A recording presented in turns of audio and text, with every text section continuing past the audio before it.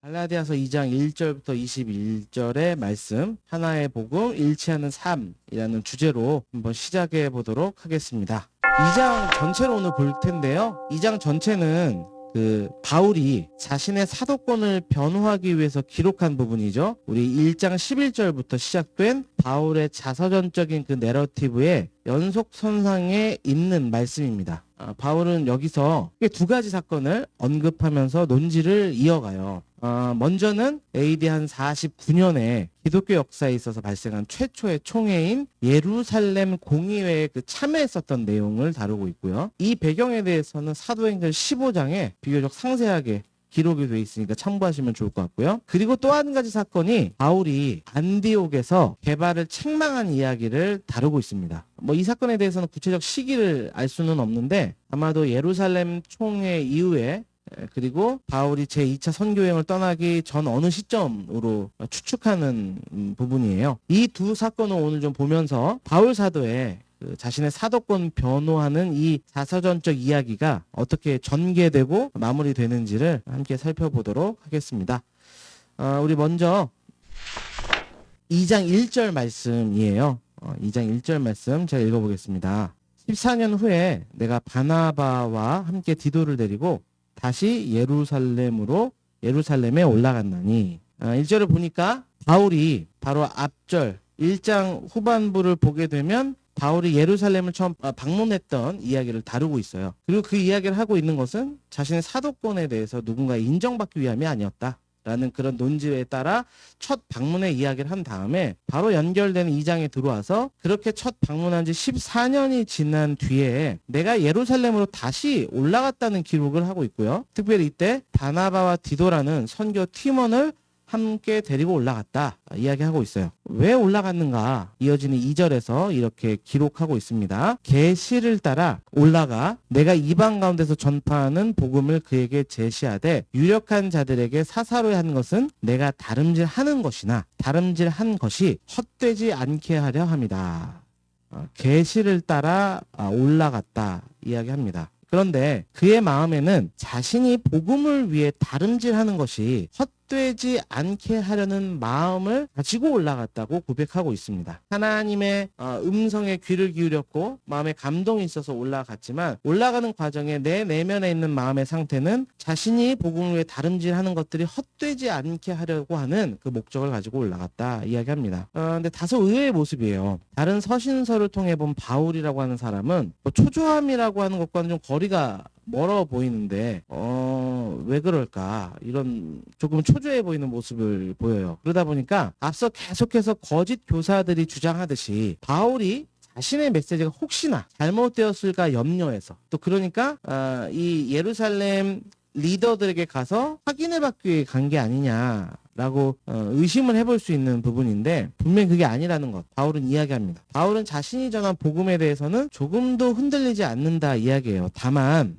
그 복음의 진리로 인해서 맺어져야 할 열매들이 그 열매들을 흔들어대는 세력 때문에 흔들림 당할까봐 예루살렘으로 올라간 것이라고 이야기해요. 그것이 5절에서 이렇게 기록되어 있어요. 이는 복음의 진리가 항상 너희 가운데 있게 하려 합니다. 복음의 진리가 너희 가운데 있게 하기 위해서 난 지금 예루살렘에 올라가는 것이다. 사실 갈라디아 교회에 들어온 거짓 교사들의 공격은 바울의 사역 초기부터 끊임없이 존재해 왔었습니다. 앞서 보았던 것처럼 아니 바울 당신이 사도입니까? 라고 하는 사도권에 대한 공격 또 아니 믿어서만 구원을 받는다는 것이 말이나 되는 이야기입니까? 라고 하는 그가 전한 복음의 메시지에 대한 공격이 늘 바울을 따라섰어요. 그런데 여러분 예루살렘이라는 곳이 어떤 곳입니까? 유대주의 본고장이죠. 어찌 보면 바울에 대한 공격이 가장 거셀 수밖에 없는 지역이 예루살렘이라고 해도 과언이 아니에요. 근데 바울은 지금 그곳으로 올라가고 있다. 누구를 위해서? 내가 복음을 전한 이방 성도들을 위해서 올라가고 있다. 이 부분을 염두하면서 전개되는 글을 살펴야 합니다. 아니나 다를까 일이 발생하죠. 연결되는 3, 4절입니다. 제가 특별히 이 3, 4절은 세번역 성경으로 가져왔어요. 여러분들 읽어보셨을 테지만 사실 주어가 명확하지가 않아가지고 다소 해석하기가 어려운 부분이라서 이해를 돕고자 세번역 성경으로 함께 보겠습니다. 나와 함께 있는 디도는 그리스 사람이지만 할례를 강요받지 않았습니다. 몰래 들어온 거짓 신도들 때문에 그들은 우리를 노예로 만들고자 하여 그리스도 예수 안에서 누리는 우리의 자유를 엿보려고 몰래 끼어든 자들입니다. 바울과 그의 일행이 예루살렘으로 올라가 예루살렘 지도자들을 만나고 있을 때 거짓 형제들이 가만히 그들에게 왔어요. 4절은 그들이 온 목적에 대해서 이렇게 이야기합니다. 개역 개정을 보니까 그리스도 예수 안에 있는 우리의 자유를 엿보고 우리를 종으로 삼고자 함이었다. 이게 중요한 부분이 좀 어려운 이야기죠. 다시요. 그리스도 예수 안에 있는 우리의 자유를 엿보고 우리를 종으로 삼고자 함이었다. 여러분의 이해를 돕고자 제가 상상력을 발휘해가지고 한번 상황극을 해볼게요. 뭐 이런 겁니다. 그러니까 당신이 그 유명한 가말리엘 학파 출신 바울 선생님이죠? 이야기 많이 들었습니다. 그런데 이야기 들어보니까 율법에 행함이 없는 복음을 전하신다고요? 심지어 할례가 없는 구원을 말씀하셨다고 들었는데 그게 사실입니까? 아니 여태까지는 이방에서 그렇게 전하는 것이 뭐 그 나라에서는 어떨지 모르겠지만 여기는 예루살렘이에요. 예루살렘에 왔으면 예루살렘의 법을 따라서 바르게 복음을 전해야 되지 않겠습니까? 아니 듣자 하니 같이 온 일행 중에 이방인 그리스도인이 있다고 들었는데 아직 할례 안 받았죠? 먼 길 오셨는데 할례를 받을 거면 이 본토에서 받는 게 낫지 않겠어요? 우리 디도 할례받게 합시다. 바울 선생님 잘 알잖아요. 그래야 바울 선생님도 본인도 사도로서 인정받고 크게 사역 한번 해봐야 되잖아요. 지금 당신에 대해서 무슨 말이 오가고 있는지 알고 계시죠? 좀 실감 났습니까? 요즘 영상을 편집하다 보니까 이 상황극을 좀 잘해야겠다. 이런 또 생각을 하게 돼가지고 오버해봤습니다. 그러니까 이것이 예수 안에 있는 자유를 엿보고 종으로 삼고자 했다라는 뜻입니다. 여러분 행함을 통해서 무엇을 이루라 하는 것이 사실 모든 세상 종교예요. 그리고 이단의 핵심이 그겁니다. 그리고 다른 복음은 반드시 사람을 종으로 만들어버리는 특징을 가져요. 그러니까 행함의 노예로 만들어버립니다. 그러니까 바울은 갈라디아서 전체를 통해서 이 주제를 반복해서 이야기해요.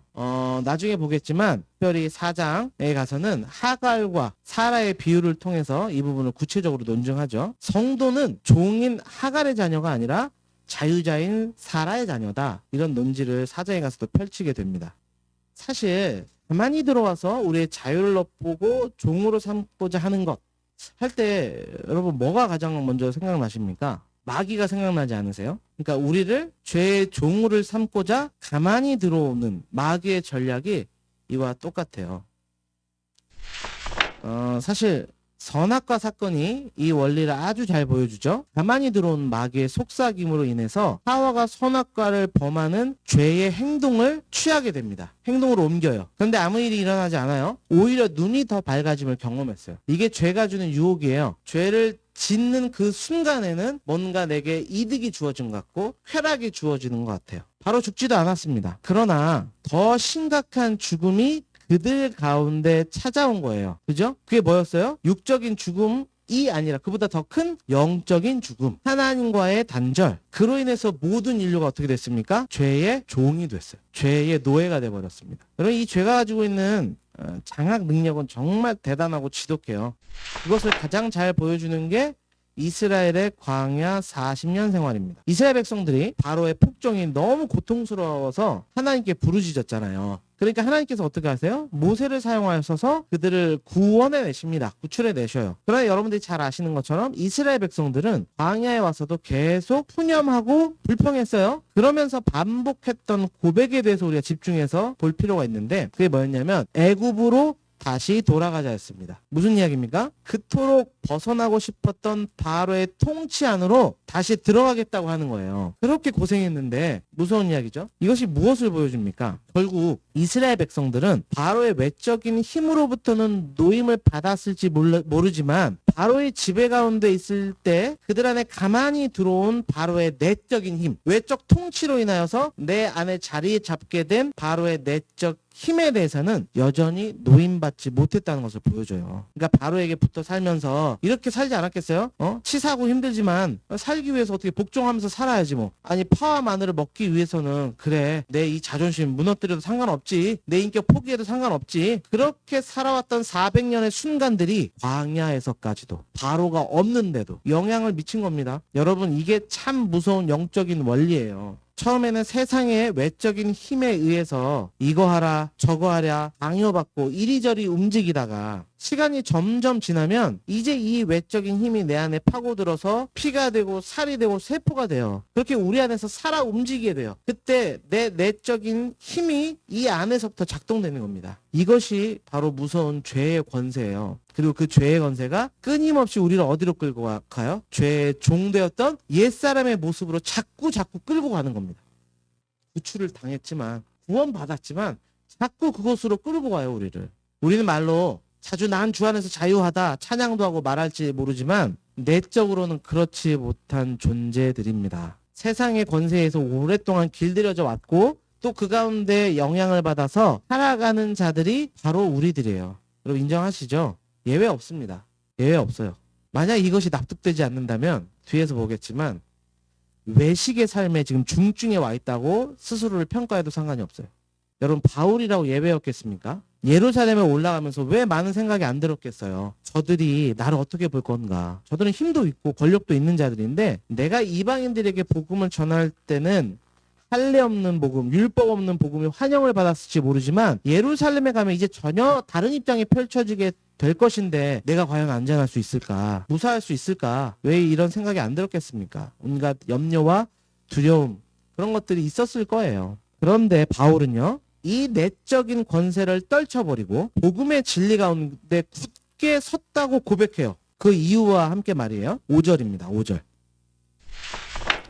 그들에게 우리가 한시도 복종하지 아니하였으니 이는 복음의 진리가 항상 너희 가운데 있게 하려 함이라.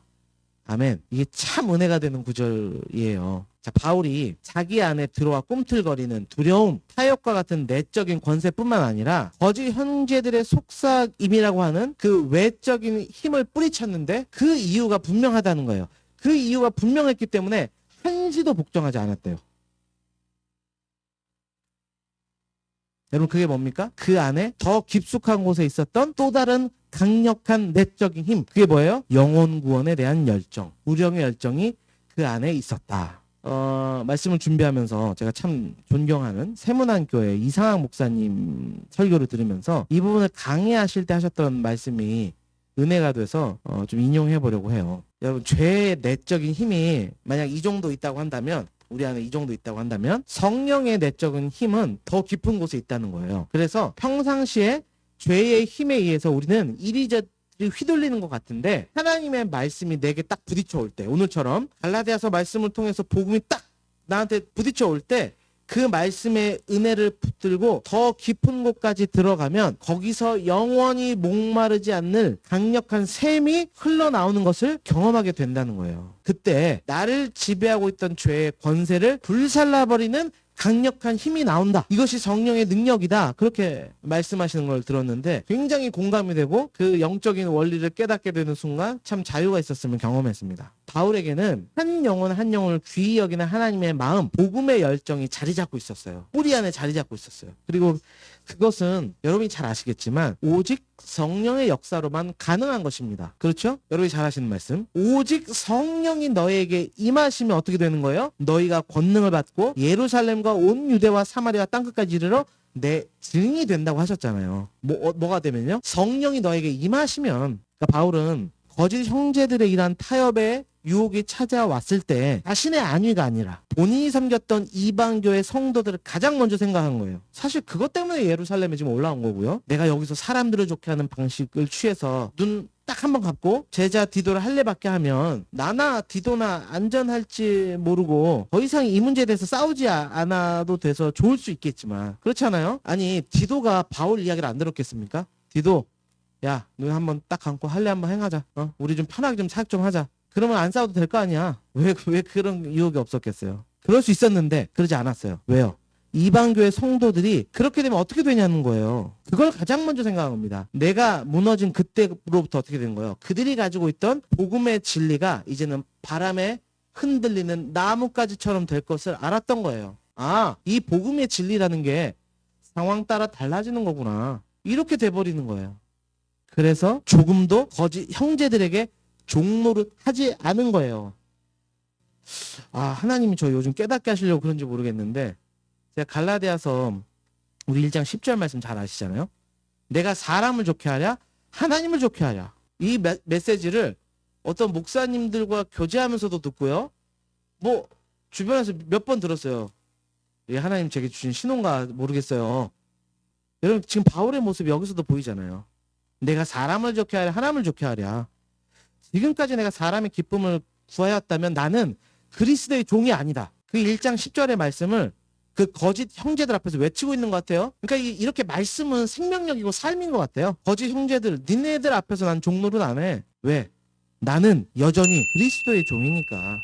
이 사건을 통해 그걸 분명하게 삶으로 고백하고 있는 것이 바울 사도입니다. 여러분 왜 그리스도인들 중에서 특별히 좋은 영향력을 미쳤던 사람들 중에서 나이 들고 은퇴하고 나서 다 무너지고 또 추해지는 사람들이 있는 줄 아세요? 결국 하나예요. 젊었을 때 가졌던 복음의 진리를 향한 열정, 그리스도를 향해 자신을 이끌어 나갔던 복음의 힘이 약해졌기 때문입니다. 이젠 나이가 들었으니까 뭐 그만하면 되지. 나는 이제 아이들이 많으니까 이 정도 하면 되겠지. 그런 마음이 찾아오는 순간 이전에 복음 때문에 눌려있던 내가 섬세하게 다루지 않았던 부분들이 곳곳에서 터지게 되는 거예요. 그때 무너지는 겁니다. 그래서 복음에 대해서 강조 드리는 겁니다.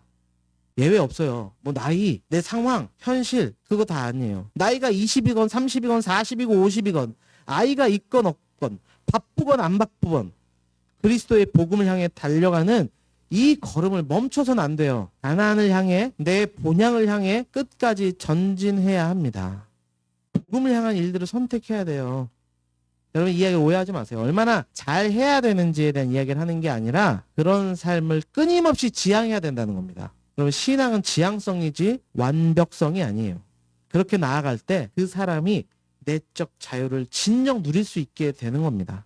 이 원리를 이 말씀을 통해서 꼭 기억하셨으면 좋겠어요. 이어지는 6절에서 10절은 예루살렘 교회 지도자들이 이제 바울의 이방인을 위한 사도의 직분을 인정하고 교제한 이야기가 담겨 있습니다. 사실 사도 바울이 복음을 증거함에 있어서 할례를 행하지 않았던 것이 초대교회에서 아주 큰 파장을 일으켰어요. 그러니까 갈라디아 지역과 같은 어떤 지역에 국한된 문제가 아니라 초기 기독교 전체의 문제였습니다. 왜냐하면 그때 과도기였으니까요. 아직 그때는 신약 성경이 완성되지도 않았고요. 그러다 보니 체계적인 신학이 정립됐을 리 만무하죠. 그때 이 문제를 잘 해결하지 못했다면 아마도 교회는 지금 구원을 받으려면 꼭 할례를 행해야 한다는 파하고 그렇지 않아도 된다고 주장하는 파로 분명히 나눠졌을 거예요. 그런데 초대교회 지도자들은 이런 문제가 발생되었을 때 여러분 언제나 문제는 있어요. 언제나 문제는 있어요. 근데 그렇게 문제가 발생했을 때 순전하게 잘 해결해 나갔다는 것을 오늘 본문을 통해 볼 수 있어요. 그것이 분열의 위기 속에서 오히려 폭발력 있는 초대교회 성장을 이끌었습니다. 그 원리가 여기 담겨 있어요. 6절, 7절입니다. 유력하다는 이들 중에 원래 어떤 이들이든지 내게 상관이 없으며 하나님은 사람을 외모로 취하지 아니하시나니 저 유력한 이들은 내게 의무를 더하여 준 것이 없고 도리어 그들은 내가 무할례자에게 복음 전함을 맡은 것이 베드로가 할례자에게 맡은 것과 같은 것을 보았고. 무슨 이야기입니까? 제가 쉽게 설명해 드리면 이런 거예요. 초대교회 지도자들은 그냥 자신에게 주어진 사역을 충실히 감당했을 뿐이지 저 사람이 나와 같은 신학의 노선을 가지고 있는가, 나랑 똑같은 이야기를 하고 있는가, 누가 주도권을 가지게 될 것인가, 누가 주인공이 돼서 사역을 할 것인가, 어디에 더 힘이 실릴 것인가, 이런 것에 대해서는 아랑곳하지 않았다는 겁니다. 그래서 8절에 보면 베드로에게 역사하사 그를 할례자의 사도로 삼으신 이가 또한 내게 역사하사 나를 이방의 사도로 삼으셨느니라. 그러니까 예루살렘 초대교회 지도자들은 바울을 자신들과 동등한 사도로 봤다는 거예요. 예수님께 직접 배우지도 않았는데. 쉽습니까 이게? 그렇지 않아요. 그렇게 베드로는 할례자의 사도, 바울은 무할례자의 사도로 정확하게 역할을 분담했어요. 근데 여러분 뭐 그냥 무조건 포용하는 것이 절대 진리가 또 될 수는 없죠. 그렇죠? 그래도 기준은 있어야 될 거 아니에요. 그렇죠? 그냥 뭐 아무나 그냥 너 사도해. 네가 말씀 전해. 이거는 기독교가 바라는 포용이 아니잖아요. 초대교회 지도자들은 바울을 보면서 주목했던 것이 딱 하나 있어요. 그러니까 이것만 된 거예요. 그냥 이거면 오케이. 나 너 인정해. 너의 사역 지지해. 이렇게 한 건데요. 그 딱 하나가 뭐냐? 9절 말씀입니다.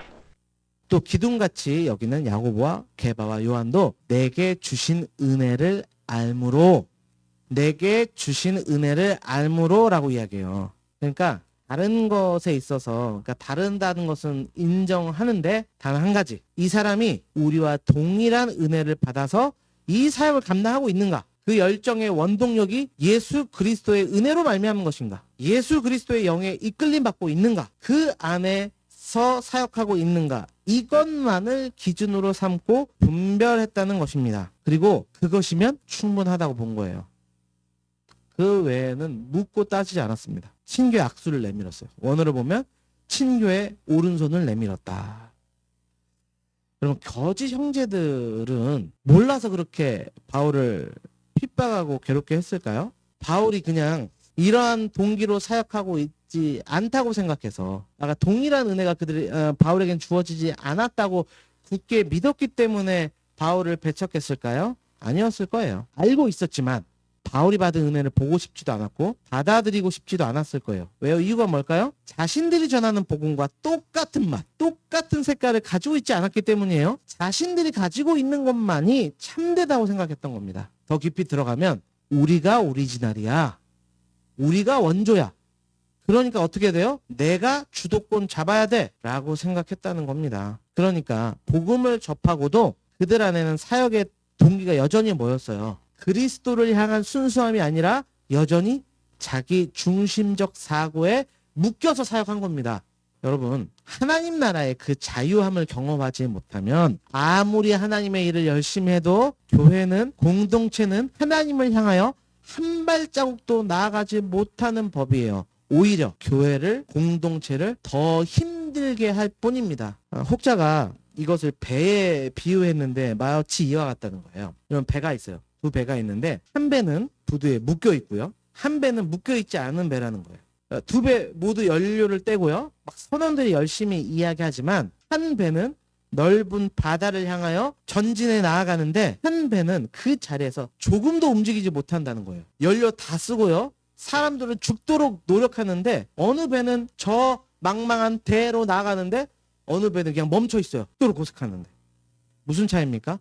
자유함의 차이예요. 자기 중심적 사고에 묶여 있느냐 아니면 광대하고 광활하신 예수 그리스도의 사랑 안에 자유를 경험하고 있느냐. 이 차이가 똑같이 열심을 내는데 가는 길이 달라버리는 거예요. 결과가 다르고 열매가 달라지는 겁니다.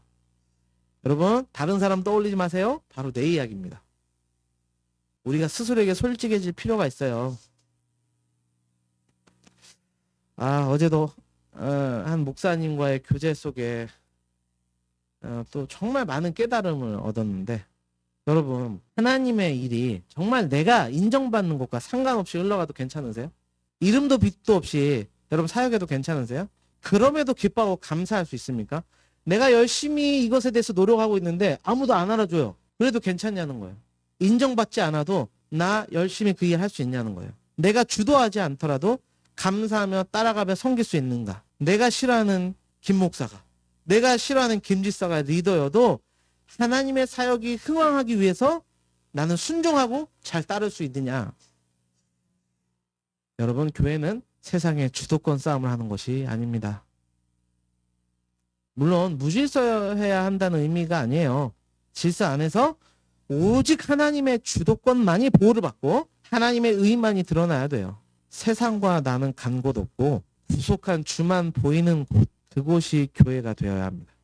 그럴 때 교회는 하나가 되고요. 그럴 때 교회는 초대 교회처럼 그때 폭발적으로 성장하는 거예요. 아멘이시죠, 여러분? 그래서 교회는 복음이 핵심이 되어야 되지 프로그램이 핵심이 돼서는 안 돼요. 행사가 핵심이 돼서는 안 돼요. 아니, 행사가 잘못된 게 아니고 행사의 중심에는 항상 말씀의 복음이 있어야 된다. 제가 담당하고 있는 교회학교, 특별히 교회학교 사역자들에게 강조드리는 부분이에요. 교회학교가 아이들의 관심을 끌기 위해서 참 많은 것들을 시도해야 되는 게 맞아요. 그 시도는 아주 굉장히 건전한 것이지만 놓치지 않아야 된다. 그것으로 끝나면 안 된다. 반드시 그것으로 연결해서 어디까지 데려가야 된다? 복음까지. 사실 교회들이 남이고 교단들이 하찮은 문제로 논쟁하는 시대이지 않습니까? 그런데 신약 성경에 이렇게 그리스도인의 하나됨을 반복해서 강조한다는 점을 우린 참 간과하기 쉬운데요. 오늘 말씀 가운데 성도의 하나됨, 교회의 하나됨에 대해서 우리가 좀 깊이 생각해 봤으면 좋겠어요. 그러면 성도의 하나됨은 어떤 모습으로 나타나야 될까요? 그렇게 정의해 봤어요. 첫째, 먼저는 앞서 보았던 것처럼 문화, 출신, 인종적 배경과 상관없이 그리스도 예수 안에 있는 어떤 사람도 받아들이는 겁니다. 바울과 예루살렘 지도자들이 디도에게 억지로 할례를 받지 않도록 했던 것처럼 오늘날 복음을 믿는 믿음에 무언가를 더 올려놓고 고집을 부리면 안 돼요. 그러니까 구원받으려면 자신들만의 신학을 추구해야 된다고 한다든지, 이게 목회자들이 범하기 쉬운 오류인데요. 그냥 장로교만 옳다든지, 침례교는 이래서 안 된다든지, 또 방언을 해야만 진짜 구원을 받았다라고 한다든지, 그렇게 특정한 무언가를 절대적으로 주장하면 안 되는 거예요. 그렇잖아요. 분명히 입으로는 오직 믿음으로 구원받는다고 말을 하면서 이런 구별된 어떤 차이점들을 가지고 있어야만 구원을 받는다고 확신하고 고집하는 것은 앞뒤가 안 맞는 이야기죠. 두 번째로는 그런 생각을 좀 해봤어요. 각자의 은사가 다름을 인정하는 것에서 성도의 하나됨은 나타난다. 사도들은 이걸 발견한 것 같아요. 베드로와 바울이 같은 복음을 전하지만 그 방법이 다를 수 있음을 알았어요. 여러분, 우리 안에서도 마찬가지입니다. 어떤 사람들은 공동체 내에서, 그러니까 즉 교회 내에서 사람들에게 복음을 잘 전달하는 은사가 있어요. 그런 사람들이 있어요. 이런 사람들이 목회자가 되면 좋겠죠. 이런 사람들이 사역자가 되면 좋겠고, 이런 사람들이 교사가 되면 좋겠어요. 그런 쪽에 봉사하면 참 좋을 분들이에요. 근데 어떤 사람들은요, 다른 공동체, 그러니까 교회 밖에 있는 사람들에게 복음을 전하는데 특별한 은사와 능력을 가진 사람도 있어요. 실제로 그것을 보게 돼요. 그런 분들은 어떤 걸 하면 좋을까요? 우리 교회 또 빌립 전도대가 있는데 그 전도대로 활동을 한다든지, 특별히 직장 선교에 좀 비전을 품고 그것을 활성화시켜 본다든지, 그렇게 헌신하면 좋겠죠. 그럼 그게 다른 거예요. 그 다름을, 아니 저 사람 목회자가 됐는데 왜 밖으로 외부 전도를 못하나, 그렇게 정죄하는 어떠한 형태가 될 필요가 없고요. 서로가 각자의 다름을 인정해서 그 다름 안에서의 은사들을 극대화시킬 수 있도록 배려하고 인정해주고 세워주는 것이 교회가 되어야 되겠습니다. 셋째는 조금 뜻밖이라 여겨질 수 있을 것 같은데, 오늘 본문이 이야기하는 바예요. 10절입니다. 다만 우리에게 가난한 자들을 기억하도록 부탁하였으니 이것은 나도 본래부터 힘써 행하여 왔노라. 여러분, 성경 읽으신 분들 요거 읽으시면서 야, 이 문맥이 좀 깨지는 거 아닌가 이런 생각 안 해보셨어요? 이게 갑자기 뭐 끼워 맞춘 것처럼 왜 이런 이야기를 굳이 집어넣나? 여러분, 가난한 자들을 돌보는 것이 성도의 하나됨에 있어서 중요한 요소로 지금 언급되고 있는데요. 두 가지 이유 때문이에요. 먼저 특별한 이유 때문인데, 사실 유대 교회들이 바울이 개척한 이방 교회들보다 훨씬 경제적 상황들이 안 좋았어요. 그래서 예루살렘 사도들은 이방 교회와 유대 교회가 서로 하나 되기 위해서는 서로 가진 것을 나누면서 긴밀해져야 된다고 강조하는 거예요. 너는 너, 나는 나로 있으면 안 되고 물질을 서로 나누고 통용함으로써 하나됨을 힘써야 된다 이야기한 겁니다. 여러분, 공동체 하나 되기 위해서는 서로 가진 것을 나눌 때 가능한 거예요. 그리고 이 영적인 원리를 너무나도 잘 아셨던 우리 김톨 집사님, 나눠주세요. 여러분, 이거 대박입니다. 이거 가볍게 보시면 안 됩니다. 이거 나눠주세요. 그러니까 우리 가정사역부, 특히 오늘 말씀을 듣고 계신 분 여러분부터 이 나눠주세요 멈추면 안 됩니다. 아셨죠? 그래서 뭐라도 한번 좀 나눠주세요. 아셨죠? 또 물질뿐만이 아니죠, 여러분. 영적인 부분에서도, 감정적인 부분에서도 함께 나눠야 긴밀하며 연결되고 하나 된다는 거예요. 그래서 특별히 영적이고 감정적으로 가난해진 영혼들을 돌봐야 합니다. 그게 교회의 존재 이유예요. 또 일반적인 이유 때문에 이 가난한 자들을 기억하도록 부탁하고 있습니다. 정말 소외되고 가난한 자들을 돌보고 구제한 일이 있을 때 진정 교회가 하나 된다는 거예요. 자꾸 교회가요, 우리들만의 리그를 하는 순간 교회 하나 되면 상실돼요. 희한하죠? 아주 중요한 원리입니다. 내부로만 집중하면 결집력이 생길 것 같죠? 아니에요. 분열이 생깁니다. 여러분, 물질이 쌓인다는 것 명확해요. 내 마음이 어디 있냐, 물질이 어디 있냐를 보면 돼요. 왜요? 물질이 있는 곳에 내 마음이 있다고 분명하게 말씀하셨습니다. 내 돈이 지금 어디에 가장 많이 있냐, 내 마음이 지금 거기에 있는 거예요. 그렇게 교회가 욕심이 생기고 있다는 거예요. 재정이 막 그런 데 투자되고 쌓이고 있다는 건. 그럼 당연하죠. 여러분, 욕심 잉태하면 뭘 낳아요? 죄를 낳는 겁니다. 성도는 교회는 가난한 자들과 더불어 하나 되어야 되고요. 그들을 돌보아야 할 의무가 있습니다. 그것을 위해 우리가 나아가야 되는 것이죠. 그렇게 바울은 예루살렘 방문을 통해서 그리스도를 믿음으로만 구원받을 뿐 그 이상 그 이하도 없다. 단 하나의 위대한 진리, 단 하나의 복음만 있다.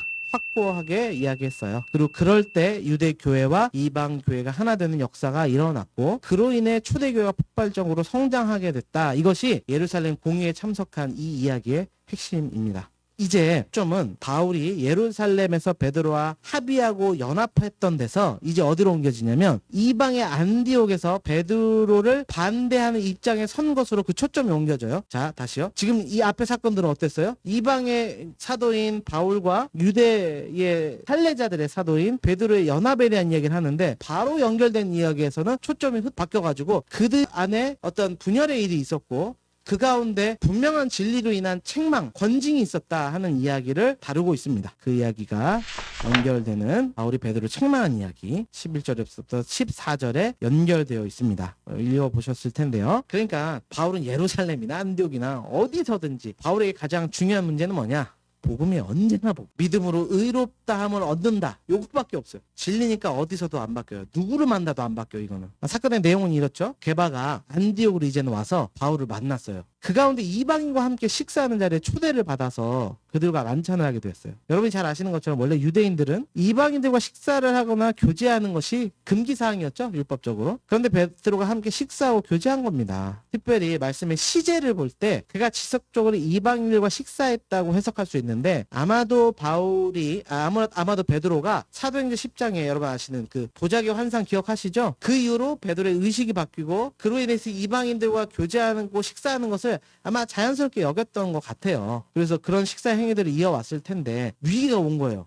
항상 위기 때 사람은 그 진면목이 나타나는 건데 12절을 보시면 야고보에게서 어떤 이들이 이르기 전에 라고 기록하고 있죠. 여러분 베드로와 함께 초대 예루살렘 교회를 이끌고 있던 야고보에게 속해 있던 유대인들이 예고 없이 안디옥 지방으로 갑자기 나타난 거예요. 여러분 야고보가 누구예요? 예수님의 형제이면서 예루살렘 교회의 강경파 지도자였어요. 우리는 베드로가 훨씬 유명한 사람이라고 생각을 하지만 초대교회 때 야고보가 베드로보다 영적으로든 행정적으로든 권한이 더 셌다 이야기해요. 이렇게 강한 영향력 행사했던 게 야고보예요. 근데 그들이 온다는 소식에 베드로가 놀란 거예요. 갑자기. 그래서 이방인과 식사 자리를 박차고 일어나 버려요. 어디서 많이 본 모습이죠. 야, 저는 이 부분에서도 너무 위로가 되네요.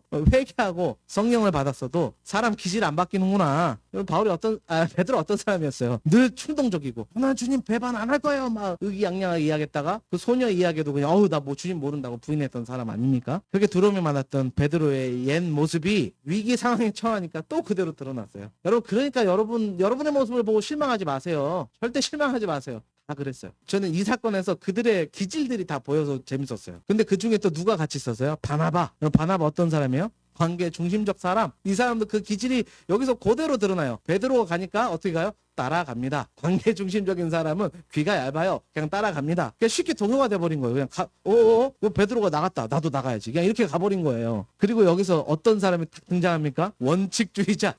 바울이 그때 등장해요. 그리고 이야기하죠. 13절, 14절. 남은 유대인들도 그와 같이 외식함으로 바나바도 그들의 외식의 유혹이 됐다. 그러므로 나는 그들이 복음의 진리를 따라 바르게 행하지 아니함을 보고 모든 자 앞에서 게바에게 이르되 내가 유대인으로서 이방인을 따르고 유대인답게 살지 아니하면 어찌하여 억지로 이방인을 유대인답게 살게 하려느냐 하였노라. 사람들을 보는 앞에서 책망했어요. 바울이 베드로와 그 일행을 외식한다고 꾸짖었습니다. 외식이라는 단어 중요하죠. 외식이 뭡니까?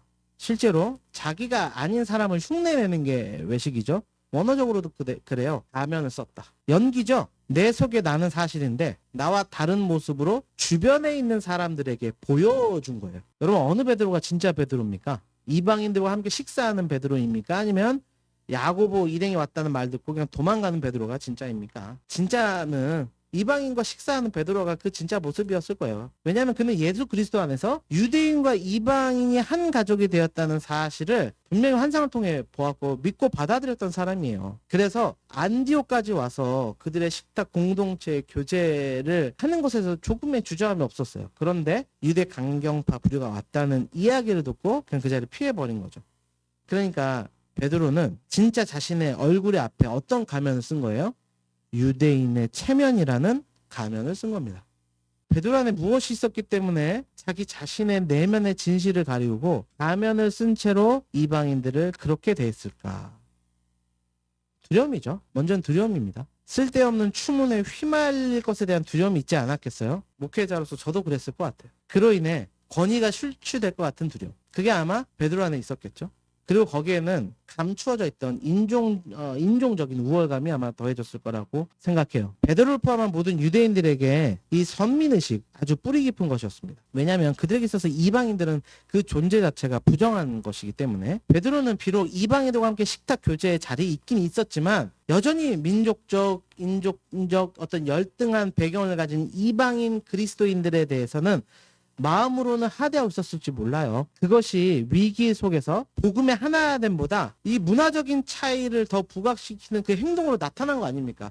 숨겨져 있던 게 그냥 나타난 거예요. 이렇듯 여러분, 율법주의는요, 먼저는 심리적으로는 교만과 두려움으로 귀착되고요, 사회적으로는 배제와 갈등을 불러 일으킵니다. 그게 율법주의예요. 그러니까 교회 안에 있는 배제, 갈등, 분열의 뿌리에는 뭐가 있다는 거예요? 율법주의가 있는 겁니다. 오늘날에도 믿음으로 의롭다함을 얻는다는 이 복음의 진의를 잘 이해하지 못한 채 성도의 하나됨을 방해하는 배타적 행동들을 취하는 것들이 우리 안에 있고 교회 안에 있어요. 아니 그렇잖아요, 여러분. 베드로 같은 사도조차도 믿음으로 의롭다함을 받았다. 그 의미를 삶으로 나타내기까지 그렇게 어려웠다면 그럼 우리는 어떻겠어요?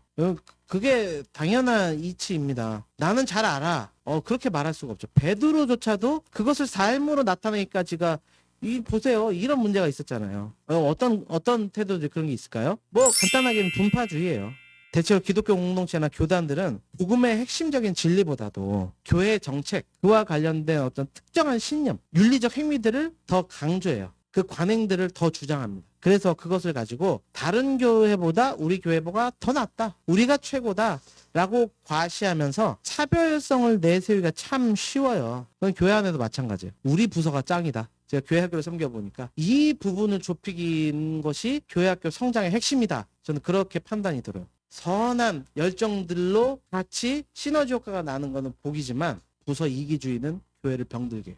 또 다른 예는 이 세상의 계층주의, 인종주의적 태도를 교회 안으로 끌어들이는 거예요. 쉽게 설명해보면 여러분, 우리가 교회 밖에서 살면서 경멸하고 싫어했던 계층이나 유형의 사람들이 교회 안에도 있나요? 없나요? 있죠.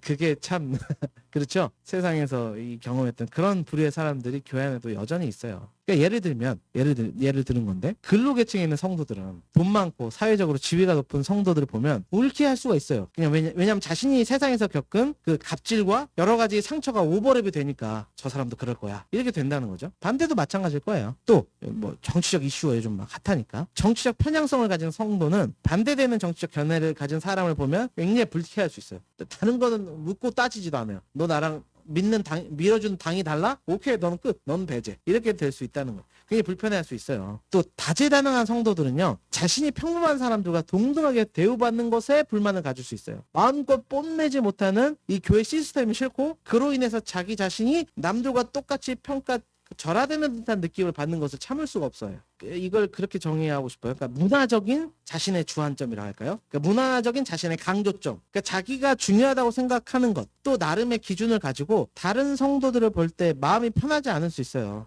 그럼에도 우리가 어떤 존재냐면요, 베드로처럼 우리도 이 모든 것에 아주 점잖은 척 반응할 수 있어요. 그래서 우리는 교회 나와서 다른 사람들과 인사도 하고요, 마음에 들지 않는 사람과 인사도 하고요, 악수도 해요. 또 때로는 곁에 공손히 앉아서 예배도 드려요. 막 싫다고 벅차고 안 나가요. 그럴듯하게 다 합니다. 근데 뭘 하진 않아요? 교제하진 않아요. 함께 먹지 않습니다. 그들과 친구가 되려고 하지 않죠. 딱 거기까지. 삶을 나누지 않습니다. 겉으로 관계는 유지하지만 교회 공식 성상에서만 마주할 뿐이지 더 한 발자국 안 나가요. 이 모든 우리의 행동은 복음에 합당한 삶을 살지 않기에 나타나는 현상들이에요. 여러분 이게 저와 여러분 안에 있는 모습이죠. 복음이 없는 삶은 자꾸 내 집단과 다른 집단을 비교하는 것으로 그래서 열정과 헌신을 그래서 쏟아요. 그래서 제가 자주 강조한 내용이지만 열정과 헌신은 교회 안에서 절대적 선의 기준이 될 수 없어요. 그 동기는 누구도 모르니까. 내가 속한 공동체를 돋보이게 하려고 쏟아내게 돼요. 그건 엄의 성경에서 말하는 열정과 동기가 다른 것입니다. 그리고 그 열심이 교회를 집어삼킵니다. 교회에 관심 없는 사람들이 교회를 삼키는 게 아니에요. 교회에 열심히 있다고 하는 사람들이 그 동기가 잘못 흐트러져 버리면 교회와 공동체를 무너뜨리는 열심으로 바뀌어요. 그러나 여러분 복음은 어떻습니까? 복음은 어때요 여러분? 그리스도 예수 없이는 우리 모두가 한결같이 부정합니다. 그분 안에 있을 때만 우리가 모두 정결합니다. 고로 너와 나는 그냥 하나가 되는 거예요. 복음이 선명해지면 그냥 누가 뭐래도 그냥 다 하나가 되는 거예요. 복음은 그 명백한 진리로 우리를 이끌어가는 강력한 힘이 됩니다. 그래서 교회는 복음 공동체가 돼야 돼요. 강단에서 선명한 주의 복음만이 매일 매주 선포돼야 돼요. 거기에 전심을 다해야 교회가 세상과 다른 생명력으로 세상을 변화시키는 거지 자꾸 세상의 프로그램, 세상의 방식, 세상의 친교, 세상의 프로그램들로 점철되고 가득 차버리면 병드는 거죠. 여러분 대부분의 사람들이 다 가면 쓰고 삽니다. 저도 고백하는 것처럼 목회자는 목회자의 가면을 쓰고 있고요. 성도는 성도의 가면을 쓰고 있어요. 그래서 교회에 들어올 때의 모습과 교회에 나갈 때의 모습이 다르죠. 물론 여러분 늘 자신의 추함을 사람들 앞에서 그러면 있는 그대로 가식 없이 보이면 살라는 지금 그런 이야기 하고 있는 거 아니에요. 그것도 역시 행함으로 뭐 해보려고 하는 거 아니에요. 그 역시도 이데올로기화된 우상화일 뿐이에요. 지금 그 이야기 하고 있는 게 아니고 진짜 문제는 뭐냐, 내가 가면을 쓰고 있구나 그것조차 인식하지 못하는 상태가 되면 위험하다는 거예요. 여러분 정말 그게 위험하더라고요. 거기까지 가면요 자신의 영혼은 더 깊은 곳으로 숨어 버려서요 자신을 잃게 되어버려요. 내가 가면 쓰고 있구나를 모르면 거기까지 가버리면 여러분의 진짜 모습은 어디 가버린다니까요. 숨어버려요. 여러분 자기 부인과 자기 상실은 엄연히 다른 거예요. 구분할 수 있어야 돼요. 그래서 적어도 내가 그리스도인이다 하는 사람은 적어도 어디서만은 내 자신으로 돌아와야 되냐. 하나님 앞에 설 때는 반드시 돌아와야 돼요. 여러분 말씀 앞에 설 때 공교회 예배 앞에서는 여러분 가면 벗어야 해요. 그래서 예배 우리 교회 공교회 앞에 뭐가 있어요? 참회의 기도가 있는 거예요. 죄를 고백하는 것은 나도 모르게 세상 속에 쓰고 있던 가면을 하나님의 말씀을 대면하기 전에 벗어버리는 예식이에요. 내 자신 안에 있는 실체에 스스로 다가가서 하나님 앞에 가감없이 보여드리는 것, 그것이 참회의 기도입니다. 그럴 때 하나님의 영의 조명하심을 바로 볼 수가 있어요. 예배의 승패는 어디에 있냐? 참회의 기도. 거기서부터예요. 나를 얼마나 하나님 앞에 제대로 보여주고 예배 앞에 섰느냐.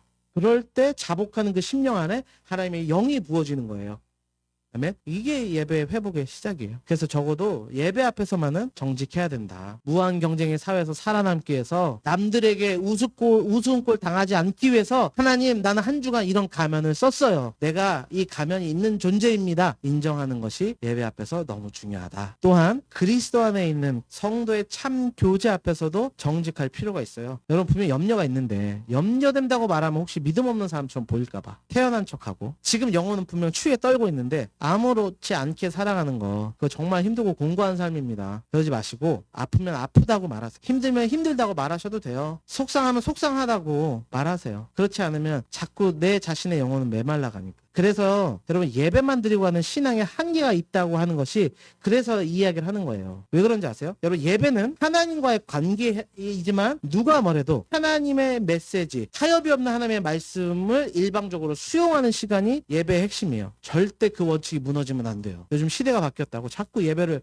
콘서트화 하려고 하는데 절대 바람직하지 않습니다. 예배는 예배고 집회는 집회예요. 그렇기 때문에 다른 시간을 통해서 내 안에 숨겨진 내면의 진실들을 쏟아내는 창고가 필요해요. 목사님 설교를 들으니까 알게 되었는데 그전엔 몰랐는데 하는 것들을 고백을 통해 서로 나눠야죠. 목사님 말씀 들으니까 내가 이런 가면을 썼었어요. 내가 참 부족했었어요. 그런 것들을 허물없이 나눌 수 있는 공동체가 되어야 되는 거죠. 물론 정직하게 다 나누라고 강요할 수가 없어요. 그건 우리 공동체 리더들이 정확하게 알아야 되는 부분이에요. 나누세요. 강요한다고 안 돼요. 어떻게 할 때 되는 줄 아세요? 공동체 리더들의 모습 속에 이 공동체 안에 안전하다, 영적인 공동체다 라고 하는 의식이 서로들 안에 공유가 될 때 그 공동체에는 진짜 진실한 고백이 나와요. 이 공동체에 들어와서 내 슬픔, 아픔을 나누어도 누가 함부로 비판하지 않고 함부로 누설하지 않고 묵묵히 기도해주는 공동체구나. 그런 안정성이 보장된 공동체구나. 이걸 먼저 만들어야 진짜 소그룹 모임이 그때부터 되는 거죠. 그러니까 교회 이 신뢰부터 회복하는 게 너무 필요해요. 저 목회자도 마찬가지. 목회자들의 거짓으로 인해 무너져버린 신뢰를 한 땀 한 땀 다시 한번 신뢰를 회복해 가야 되겠죠. 내가 체면이 구겨지는 한 있어도 진실을 말할 수 있고 그런 리더들이 존재하는 공동체 안에 진짜 교제가 일어나는 거죠. 그래야 영혼들이 삶을 나누고 그 가운데 묶였던 과거에서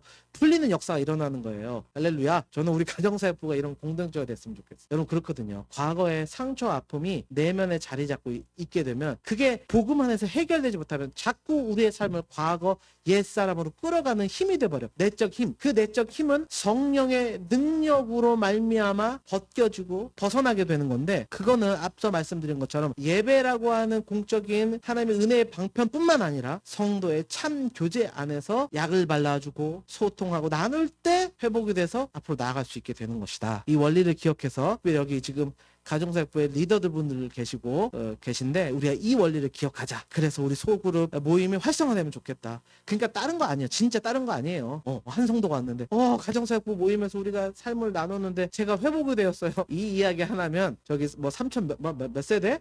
다 올 줄 믿습니다. 아멘. 네, 꿈꿉시다. 네.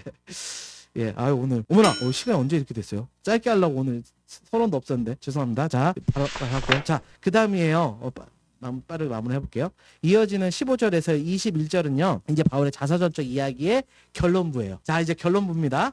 여기서 바울은 이신득이의 원리의 절대성과 확실성을 강조하면서 율법으로의 회개의 부당성을 지적하고 있다. 자, 15절, 16절 여러분 읽어보셨을 테니까 15절, 16절 보시고요. 여기서 16절에 사람이 의롭게 되는 것 여기에 밀조를 치시고 사람이 의롭게 되는 것 이건 원문을 보면 헬라어로는 수동태로 썼어요. 그러니까 다시 말하면 사람이 하나님에 의해서 의롭다고 받아들여지는 것은 이거예요. 자녀로 받아들여지는 기준은 이거 신학적으로는 법정적 기준이라고 하는데 그 기준에 드는 것은 율법의 행위로 말미암음이 아니요 오직 예수 그리스도를 믿음으로 말미암은 줄 안다라고 기록하고 있습니다. 여러분 믿음으로 의롭다함을 받는다는 이야기에는 반대로 어떤 강조점이 있어요? 어떤 강조점이에요? 우리의 행위로는 의롭다함을 받지 못한다는 것을 전제하는 이야기예요. 그렇죠? 아니 만약 여러분 율법의 행위로 의롭다함을 받으려면 뭐 어느 정도까지 해야 돼요? 할례를 받으면 하나님의 자녀가 되는 겁니까? 율법에 등장하는 그 조항들을 다 지키면 의롭게 되는 거예요? 아니 그러면 다 지킨다는 건 또 어떻게 또 수치할 수 있어요? 아니 그리고 또 행위는 그렇다 치더라도 심지어 성경은 마음의 성향까지도 하나님 앞에서 합당해야 된다고 말씀하는데 그럼 그 마음을 어떻게 행동처럼 습관해서 길들일 수 있습니까? 여러분 가능하세요? 저는 불가능해요. 여러분 죄의 권세는 우리의 동의를 구하지 않고 들어와요. 그렇죠? 심령 깊숙이 들어와서 내가 원하지 않는 것 그리고 내가 원하는 것과 전혀 엉뚱한 방향으로 나를 휘몰아가요. 그리고 마음대로 나를 유린했다가 어느 순간에 나를 집어던지고 죄책의 무거운 짐만 남겨놓은 채 바람처럼 사라져버리는 게 죄예요. 그게 죄의 권세예요. 갈라디아서를 시작하면서 마틴 루터 이야기를 한 적이 있습니다. 그는 종교개혁을 하겠다는 투철한 사명감을 가지고 종교개혁을 이룬 게 아니에요. 그는 자신이 하나님 앞에 어느 정도까지 해야 하나님이 받으시는 의로움을 얻을 수 있는지에 대한 확신을 할 수는 없어가지고 부단히 몸부림쳤던 사람이에요. 그런데 그 과정이 결국 그에게 가져다 준 결론이 뭐예요? 율법의 행위로서는 의롭다함을 육체가 없구나 라는 것을 깨달았어요. 그것을 19절에서 내가 율법으로 말미암아 율법에 대하여 죽었나니 라고 이야기하는 거예요. 무슨 말이냐면 이건 율법의 기능에 대해서 설명하고 있어요. 여러분 율법이 우리에게 주어진 이유가 무엇이었습니까? 죄를 안 짓게 하는 겁니까? 그러면 21절의 말씀처럼 예수님은 헛되이 죽으신 거예요. 내가 물에 빠졌지만 내가 충분히 수영해서 나올 수 있는데 나 살린다고 뛰어들어서 목숨을 잃어버리면 그거는 정말 안타까운 죽음 아닙니까? 여러분 우리가 율법으로 인해서 의로워질 수 있다고 주장하는 건 뭐가 되는 거예요? 예수님의 그 죽음을 헛되이 만드는 거예요. 그 이야기가 21절의 이야기예요. 여러분 율법의 기능은 죄를 안 짓게 하는 것이 아니고요. 율법의 기능은 죄를 깨닫게 하는 것이다. 죄를 깨닫게 되는 순간 우리는 율법에 대해서 죽어요. 여기서 율법에 대해서 죽는다는 뜻은 뭐예요? 율법으로 구원받을 수 있는 가능성과 시도에 대해서 죽는다는 거예요. 그런 시도를 하지 않게 돼요. 어차피 안 돼요. 그거는. 그것이 율법의 기능입니다. 그런 율법이 있어야만 비로소 우리가 하나님에 대해서 살 수 있는 거예요. 누구를 위해서 사는 게 아니고요. 나의 의를 위해서 사는 게 아니라 하나님에 대해서 살 수 있다. 그게 19절입니다. 이것은 바울의 그냥 율법주의적 어떤 열성 분자의 삶이 도덕적이고 열성적이었지 있지만 결국 그게 하나님을 위한 게 아니라 자신을 위한 것에 불과했다는 자기 고백적 내용이 함의된 구절입니다. 자신이 예수 그리스도로 인해서 용납받은 존재를 몰랐기 때문에 보상을 바라고 하나님께 순종했다는 거예요. 사랑 때문이 아니라 구원이라는 나의 열심을 통한 보상을 얻으려고 열심히 달려가. 그런데 의롭다함을 받은 바울은 그 전보다 이제 더 열심히 살아요. 이건 이제 앞으로 이어질 논지기 때문에 오늘 간단하게 다루겠지만, 그렇다고 해서 여러분 망나니로 안 산단 말이에요. 복음은 반율법적인 삶으로 나아가지 않게 한단 말이에요. 훨씬 더 온전하고 그렇게 살게 만드는데 강력한 순종의 동기를 갖게 한다. 그게 뭐냐? 나를 사랑하사 나를 위하여 자기 자신을 버리신 분을 위해서 사는 삶으로 바뀌는 거예요. 그게 여러분이 잘 아시는 20절이죠. 너무 잘 아시는 말씀이죠. 안 되겠다. 참 시간이 없어도 이건 읽어야 돼. 내가 그리스도와 함께 십자가를 못 박혔나니 그런즉 이젠 내가 사는 것이 아니요 오직 내 안에 그리스도께서 사시는 것이라. 이제 내가 육체 가운데 사는 것은 나를 사랑하사 나를 위하여 자기 자신을 버리신 하나님의 아들을 믿는 믿음 안에서 사는 것이라. 아멘. 여러분 이 원리를 잘 모르면 사도 바울을 통해 전달되는 복음의 메시지, 오직 믿음으로 구원을 받는다라는 이 메시지가 여전히 관념으로밖에는 받아들이질 못해요. 그러면서 자꾸 율법에 대해서 어떤 태도를 취하게 되냐? 아니 이 정도면 된 거 아니야? 완벽한 사람이 어딨어? 라고 하면서 율법이 요구하는 높은 율법의 기준을 자꾸 자신의 양심과 타협하며 그 0점 조절을 아래로 내려요. 그렇게 하향 조절한단 말이에요. 그런데 그런 양심이 뭐 얼마나 깨끗하겠어요. 얼마나 그 거룩함을 유지하겠습니다. 그럴 수 없어서 양심에 화인 맞은 자들이 있는 거 아니에요? 그러다 보니 자꾸 실제로는 그렇지 않은데 그런 척하는 사람들에게 보여주기 위한 가면의 삶으로 나아가게 된다는 거예요. 여러분 그래서 이 이야기를 연결해서 이야기하고 있는 겁니다. 올해 제가 아내랑 본 영화 중에서 지금까지 여운이 남는 영화예요. 제가 그랬어요. 아내랑 보면서 야 이거 갈라디아서 핵심을 담아내고 있네. 오늘 말씀 마무리하면서 영화 한 편 소개합니다. 세 자매. 여러분 꼭 한번 보셨으면 좋겠어요. 그리고 이 영화에 대해서 함께 이야기해보는 것도 좋겠다. 뭐 이런 생각을 해봤어요. 그냥 딱딱한 소그룹 나눔보다 영화 한번 보고 와가지고 이 영화를 통해서 뭘 느꼈는지 소그룹 나눔을 주제로 해도 좋겠고, 뭐 그게 안 되면 제가 다음 강의 때 이 영화의 주제를 한번 서론에 한번 달아볼까 해요. 왜 이런 사람들이 있었고 이 가족의 외식의 폐단의 삶이 이 자녀들의 삶에 어떻게 영향을 주었나, 그런 접근을 해보면 좋겠는데요. 여러분 이 숙제를 드리면서 오늘 강의를 마무리하겠는데요. 여러분 오늘 들은 내용은 이거예요. 복음은 하나입니다. 그러나 그 전달되는 방식은 달라요. 다양성을 인정할 수 있어야 됩니다. 그럴 때 하나된 복음으로 말미암아 우리가 속해 있는 공동체가 폭발적인 복음의 능력을 나타낸다. 이거 기억해 주셨으면 좋겠어요. 우리 서로 포용하자고요. 아셨죠? 그게 복음의 능력입니다. 또 그 복음은 율법에 대해서 죽고 하나님에 대해서 살도록 합니다. 또 외식된 삶에서 우리가 벗어나고 복음을 의지하는 믿음의 길을 걸어가기를 간절히 원합니다. 기도하겠습니다. 하나님 귀한 말씀 주셔서 감사합니다. 갈라디아 말씀 통해서 다시 한번 복음으로 새로워지는 우리 되도록 도와주세요. 감사합니다. 예수 그리스도의 이름으로 기도드립니다. 아멘.